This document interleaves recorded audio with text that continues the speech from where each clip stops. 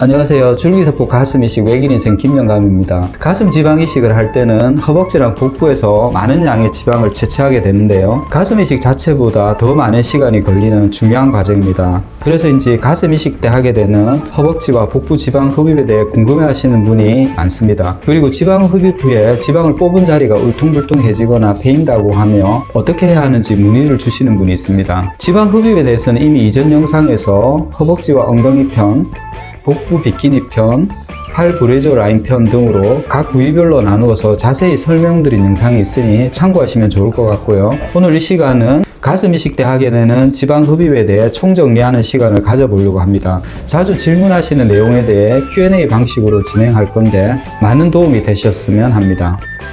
원장님, 가슴 이식 때 허벅지랑 복부가 어느 정도까지 줄어드나요? 네, 많이들 궁금해 하시는데 평균적인 체형이시면 거의 지방 흡입 수준까지 줄일 수 있다고 설명드립니다. 가슴 이식 때는 1500cc 이상의 많은 지방이 필요하기 때문에 약간 슬림한 체형이시면 오히려 지방이 모자라서 애를 먹을 때가 많습니다. 따라서 평균적이거나 약간 슬림한 분의 경우 가슴 이식만으로도 허벅지와 복부는 지방 흡입을 한 정도의 효과를 볼 수 있습니다. 가슴 이식할 때 상담하다 보면 실제 지방은 별로 없는데 본인은 많다고 생각하는 경우가 있습니다. 특히 복부의 경우는 일어서면 피부 처짐이 같이 오기 때문에 더 지방이 있는 것처럼 오해하기 쉽습니다. 그래서 수술 전에 초음파로 지방이 얼마나 있는지를 미리 설명드립니다. 물론 허벅지와 엉덩이 지방이 많은 하체형 비만의 경우나 복부에 지방이 몰려있는 상체형 비만의 경우는 가슴 이식에 필요한 양보다 지방량이 많을 수 있습니다. 이때는 본인이 중점적으로 흡입을 원하는 부위와 지방 흡입에 대한 기대치를 들어보고 추가적인 허벅지나 복부 대용량 흡입을 통해 좀 더 많은 양의 지방을 뽑아서 원하시는 라인을 잡을 수도 있습니다.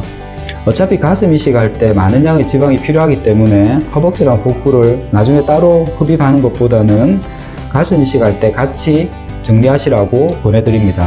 대용량 흡입이란 게 뭔가요? 네, 말 그대로 허벅지와 복부에서 가슴 이식할 때 필요한 양보다 많은 양의 지방을 추가로 뽑는 것을 말합니다. 허벅지 대용량의 경우는 엉덩이를 포함해 무릎이 샤넬 라인까지 360도 흡입을 하고요. 복부 대용량의 경우는 복부 전체랑 옆구리를 최대한 줄일 수 있는 복부 비키니 라인 흡입이 가능합니다.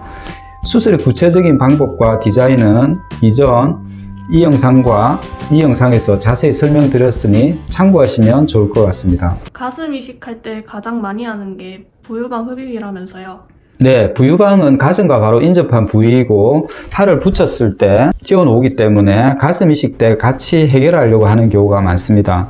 이 부위는 생각보다 많은 지방이 흡입되기 때문에 저도 수술 중에 흡입량이 많아서 놀랄 때가 있습니다.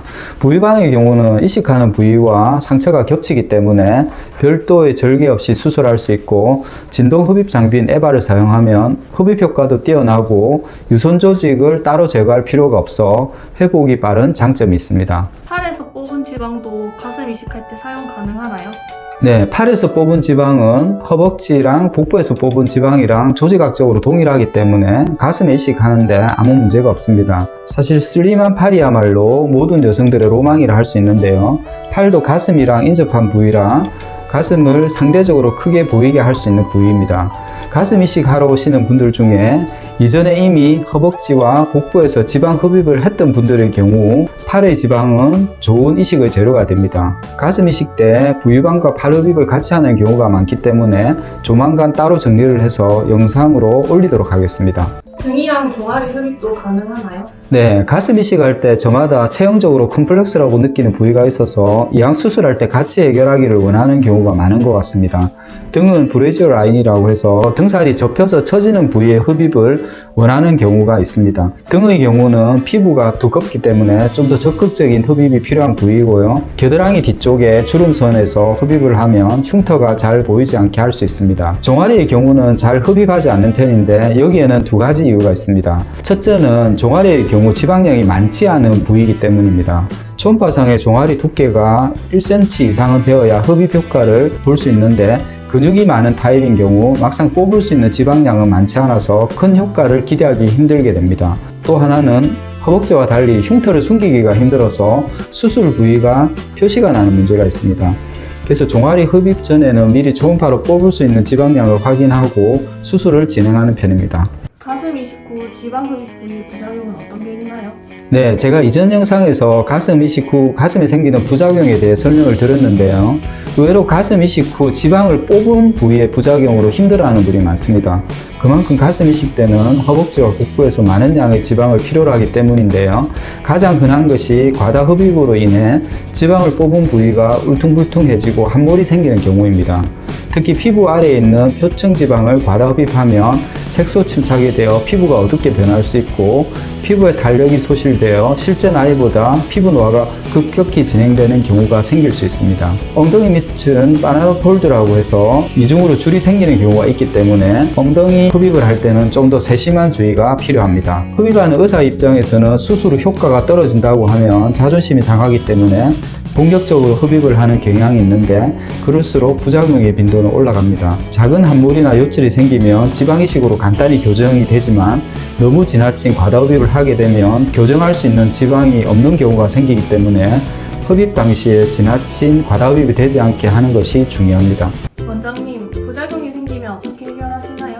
사실 가슴 지방 이식에서는 가슴 이식할 양만큼의 지방을 뽑기 때문에 일반적인 지방 흡입에서 맞닥뜨리는 과다 흡입으로 인한 부작용이 생기는 경우는 별로 없습니다. 만약 수술 당시에 특정 부위에 지방을 많이 뽑아서 폐임 현상이 보이면 바로 지방을 이식해서 교정을 합니다.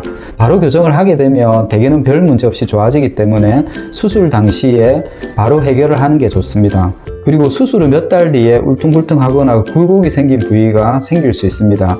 주로 허벅지와 복부에 대용량 흡입을 하신 분들이 생기지만 슬림한 체형이신 분들도 상대적으로 흡입량이 많아서 이런 문제가 생길 수 있습니다. 이때는 많이 흡입한 부위에 지방 이식을 해서 교정을 합니다. 간혹 허벅지 안쪽이나 상복부처럼 지방을 덜 뽑아서 요철이 된 부위가 생길 수 있는데 이때는 이식과 흡입을 병행해서 해결합니다. 가슴 이식할 때 생긴 흡입 부위의 부작용들은 경미한 경우가 많기 때문에 경과를 보다가 2차 이식할 때 같이 교정하는 경우가 많습니다.